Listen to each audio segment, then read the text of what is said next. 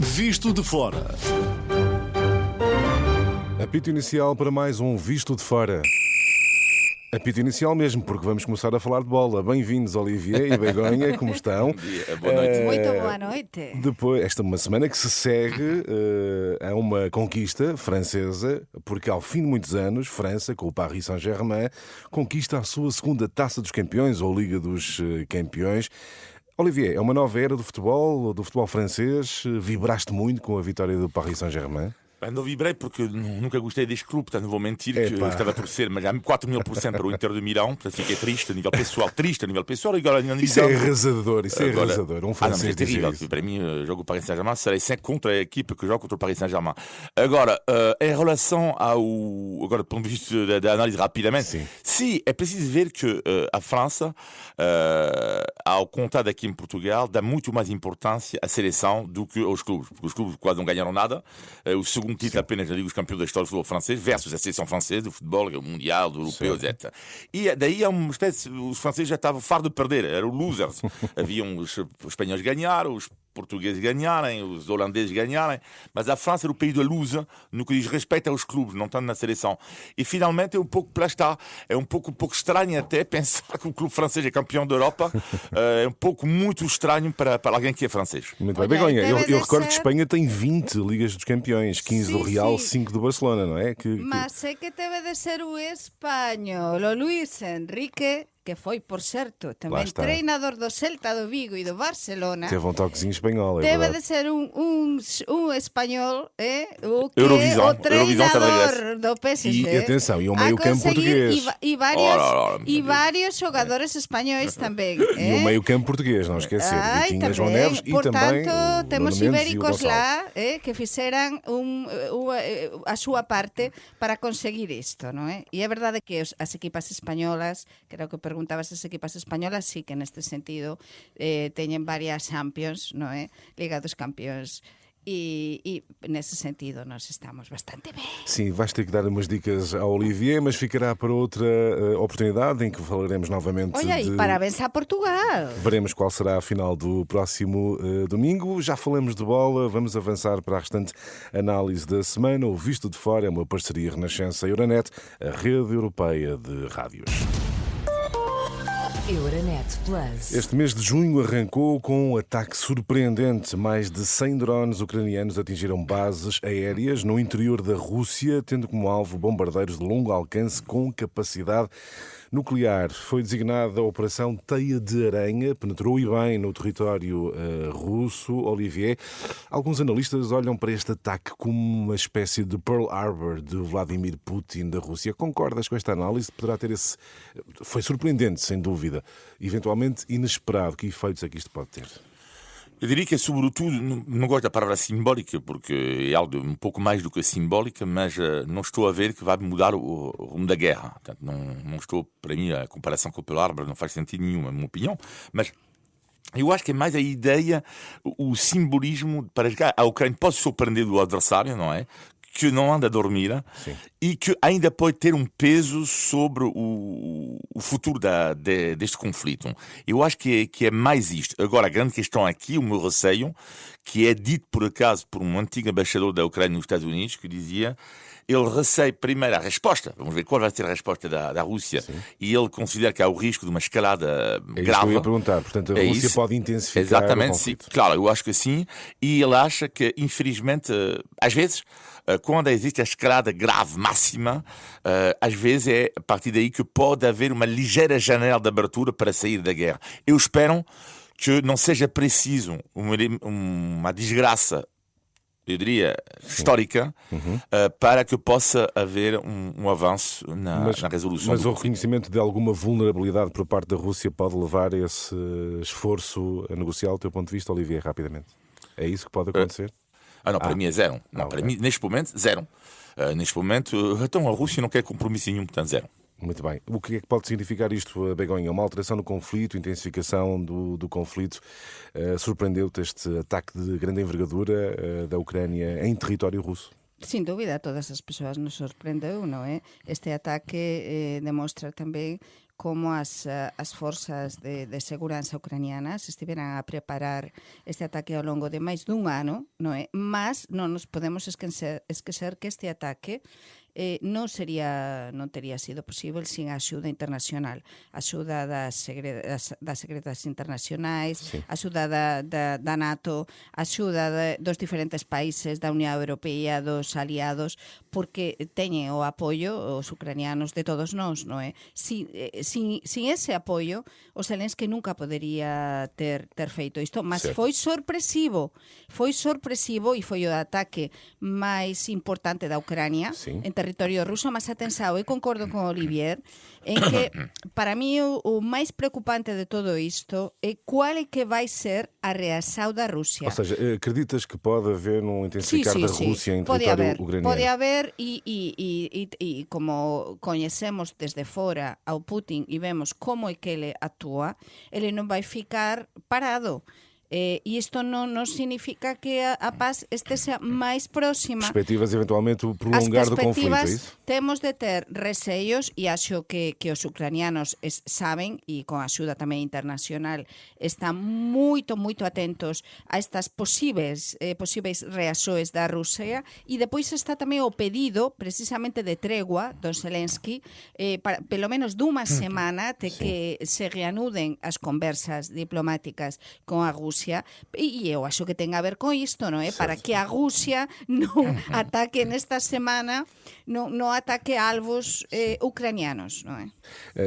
Apesar de neste quadro de eventual receio de escalar da violência na Ucrânia, temos entretanto já os resultados noutro plano das presidenciais polacas, com a vitória do nacionalista conservador Karol Nawrocki, que é um eurocético, venceu a segunda volta por uma margem reduzida, com 50,89%. Olivier, identificas aqui algum risco para o projeto europeu? O que é que significa esta vitória dos conservadores?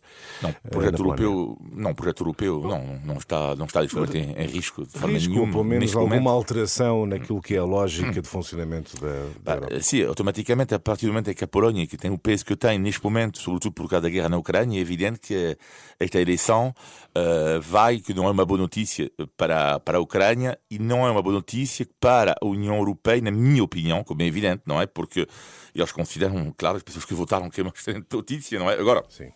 Para mim, esta vitória reflete o que é hoje em dia a Europa cada vez mais, que antigamente, dizíamos aqui, quando Viktor Orbán era isolado, e agora está cada vez menos isolado. Sim, tem cada vez mais aliados, não é? Tem cada vez mais aliados. Cada vez mais ficou na Eslováquia, agora o novo presidente polaco, vamos ver os resultados das eleições em outubro na República Checa, e estamos a ver que há umas mudanças ali. Isto que me preocupa, esta mudança, mas que era sempre o sonho da extrema-direita, ou desta direita nacionalista, neste caso, porque não é a extrema-direita que ganhou, esta direita nacionalista, com o apoio da extrema-direita, mas a direita nacionalista, e esta direita que sempre diz que quer mudar a União Europeia de dentro. E para isto acontecer, eles têm que ter mais países possíveis, não é? E estão a ter, aos poucos, não têm a maioria, mas aos poucos têm cada vez mais aliados. Notas, Begonha, que há um caminho que está a ser feito pela direita populista, ou pela extrema-direita, ganha cada vez mais poder na Europa, como analisas a vitória do conservador. Eu vou tentar dizer novamente o nome, Nawrocki, peço desculpa, Nawrocki, assim é que é. Nawrocki perdeu. Nawrocki, eurocético, ganhou na Polónia. Que análise pode fazer? Pois falávamos semana pasada, Sérgio, eu suxero tamén aos nosos ouvintes que ousan o podcast de semana pasada no noso programa, e nos transmitíamos nesta antena da Renascença a nosa preocupación, Olivier e eu, por si gañase, como de feito aconteceu o Nawrocki, eu vou dizer como a miña pronuncia ibérica, non é? Mas é que gañou por pouquísimo, como dicías, gañou por menos dun ponto de diferenza, non é? E estiveran até a madrugada na Polonia a espera dos resultados. Foi um empate, non é? Foi un empate, sí, un empate técnico, non é? Que dirían as sondaxes, por menos dun ponto de diferenza, mas realmente isto é preocupante. É preocupante porque, aínda que ele non se xa de extrema direita como tal, como xa explicábamos semana pasada, é pro-Trump, é populista, ele vai defender uma série de princípios que vão estar sempre mais perto do Putin e da Rússia, não é? Do resto dos Com uma países perspectiva europeus. mais nacionalista do que Muito europeia. mais nacionalista, e então este bloco que criamos na Europa, por isso perguntabas como é que o vexo, como é que analizo. Analizo como que ficamos un bocado menos forte. Porque quando a Unión Europea, a Europa, non é? A Europa democrática, entre aspas, porque cuantos máis países sean deste lado nacionalista, máis prorruso, máis do lado do Trump e de certos gobernos populistas ao estilo Trump, vai ser pior para nós, e temos o conflito da Ucrania, e a Polonia é fronteira, e faz fronteira com a Ucrania, e ten recibido imensos ucranianos, não é, que teñen fuxido e refugiados. Pode haver aqui um bloqueio à ajuda Pode aos ser, refugiados temos de da guerra. acompañar algo que até agora non falábamos para nada da política na Polonia, non é? Mas agora, co este conflito, con esta guerra, co esta vitória do Nawrocki, realmente vamos ter de acompañar máis de perto. Naturalmente, e é assunto que iremos certamente voltar em próximos Vistos de Fora. Feita a análise aos assuntos europeus, avançamos para os assuntos nacionais.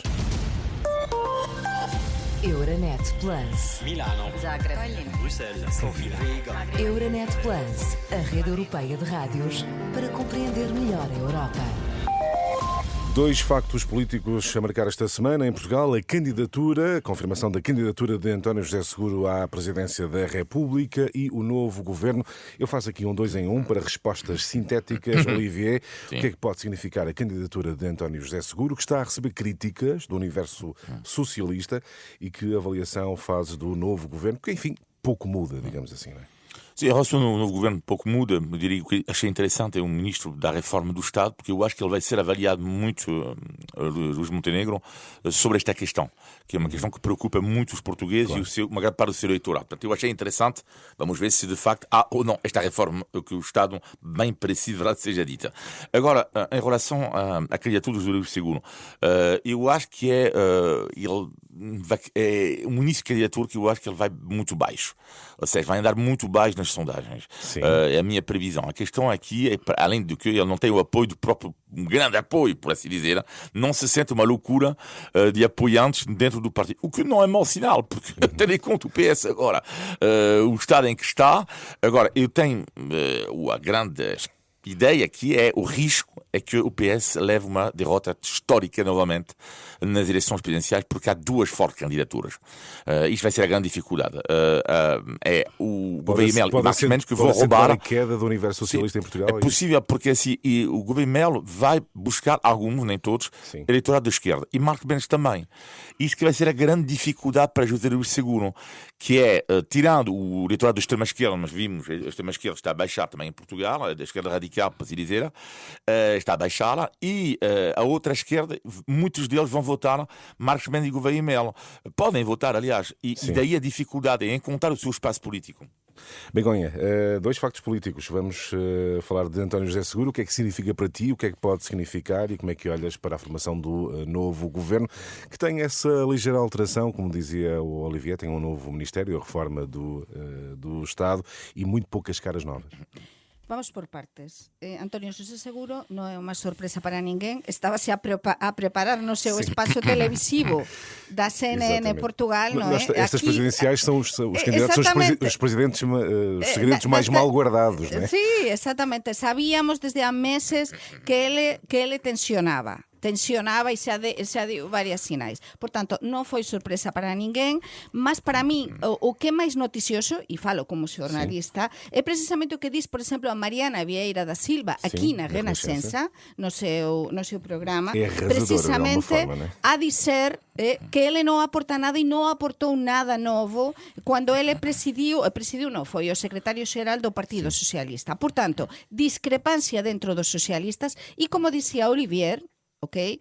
Aquí vai estar unha esquerda cada vez máis reducida, máis pequenina e máis fragmentada, porque o que está clarísimo é que o Partido Socialista vai a presentar un candidato, porque o António José Seguro non é consensual por parte ou para moitos socialistas, e entón que vai ser? Eu dubido que Antonio Vitorino avance, sinceramente, porque o Vitorino é moito experto, moito Apostas inteligente. em alguma surpresa?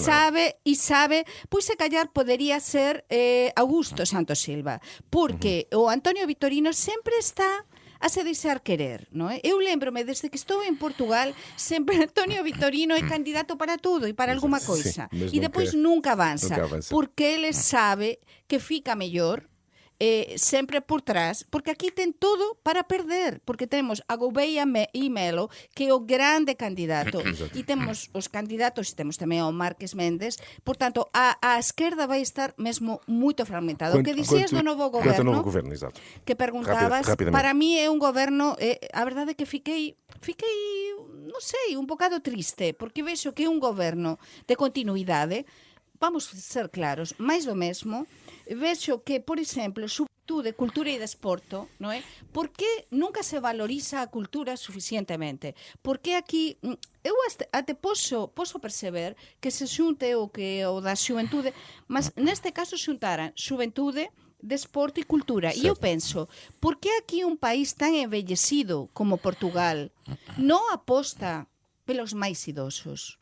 Este país precisa dunha política para as persoas idosas, as persoas de máis de 60 anos. E depois, o grande Ministerio de Coesao e de Economía, eu penso que os fondos estruturais e os fondos europeos son fundamentais. E unir a economía con a Coesao é un super ministerio que a ver como é que fica. Então, e depois que a mesma cara para a saúde, por exemplo, eu acho que isto é mesmo muito polémico para muita gente. Vamos fazer Idoso é mais de 60 anos. Sim. Não percebi, Olivier. Não, idoso, ela diz idoso para pessoas de mais de 60 anos, eu sou quase idoso. Ok. Não, Mas tu és um jovem, naturalmente, e percebes aqui.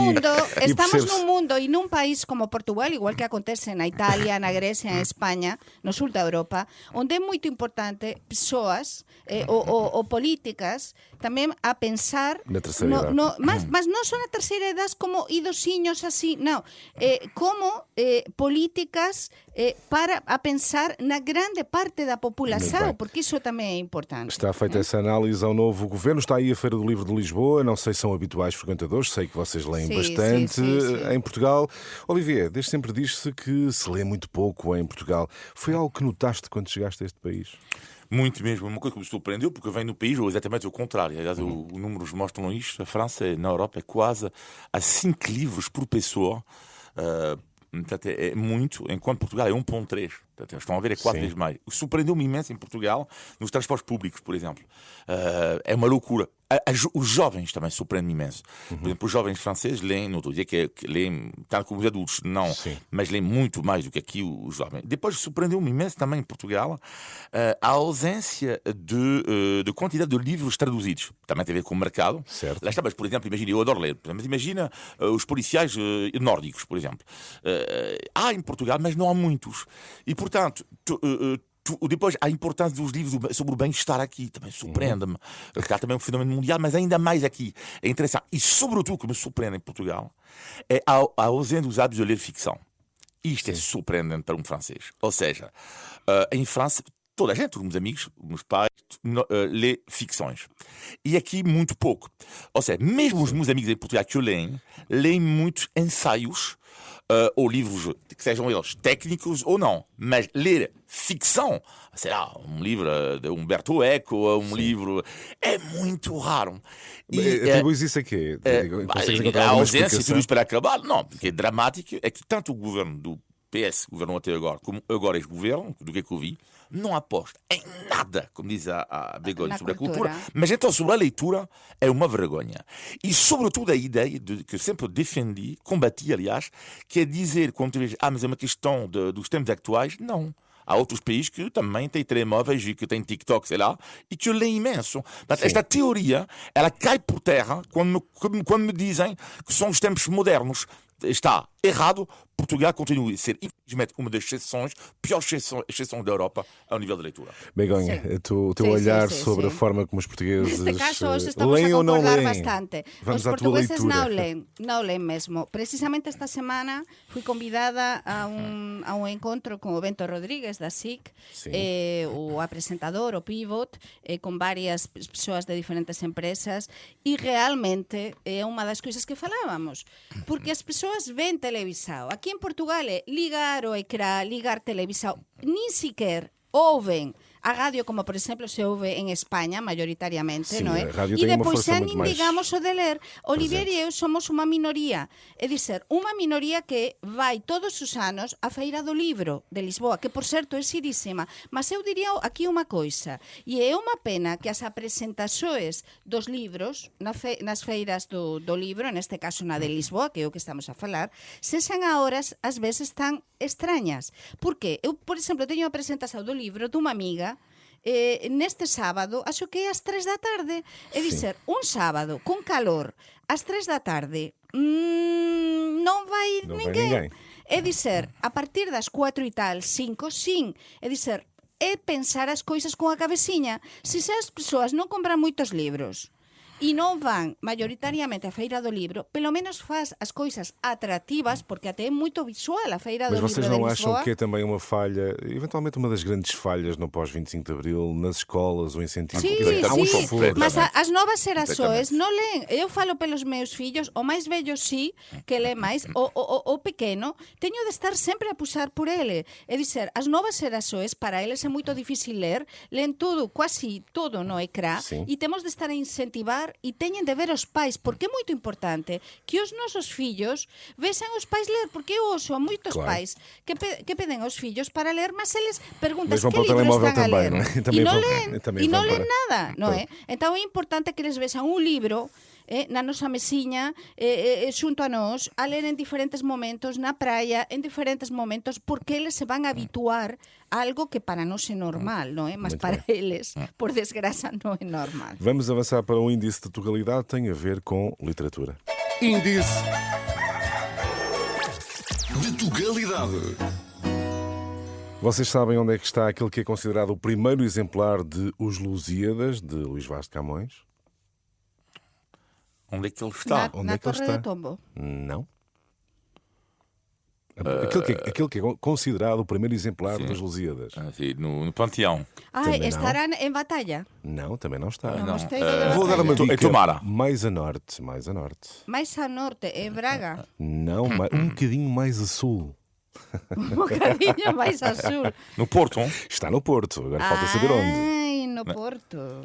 Na Torre. Não, eu vou dizer, está no Ateneu Comercial do Porto, o primeiro, aquele que é considerado Sério? o primeiro exemplar das incrível, Lusíadas, edição de 1572. Incrível. A instituição Ah, que bom. adquiriu esse exemplar em 1904. E mais, há 34 cópias daquela que é considerada a primeira edição e estão espalhadas por vários continentes. Uma, por exemplo, está no Real Gabinete de Leitura do Rio de Janeiro, no Brasil.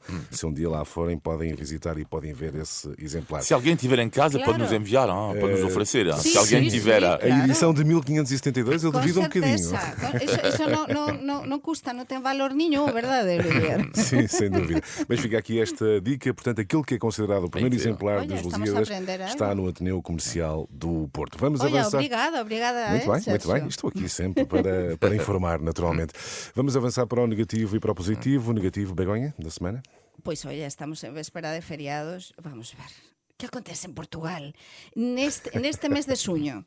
Queres programar cualquier coisa o programas na primeira ou no caso de Lisboa na última, mas xa nin digamos, mas por exemplo no Porto e máis para cima, entre o San Xoao no Porto e depois San Pedro, é dizer, aquí con os santos populares, o mes de suño en Portugal é imposible para organizar, para programar nada en termos de traballo, é dizer, para a semana o meu fillo menor ten 2 días de aula. É dizer, tens unha ponte, non é? Que é a ponte de 9 e 10, e depois, no caso de Lisboa, tens o día 13, que é Santo Antonio. Por tanto, é unha semana que todas as persoas que poden tiran ferias, non é? Mas depois, na semana a seguir, para todo o país, temos unha outra ponte, que é a ponte do corpo de Deus. Portanto, aqui certo. paralisa-se tudo e depois a seguinte semana no Porto temos São João. o San João. E então, quando que se trabalha cá? Mas isto em termos de produtividade, eu não sei.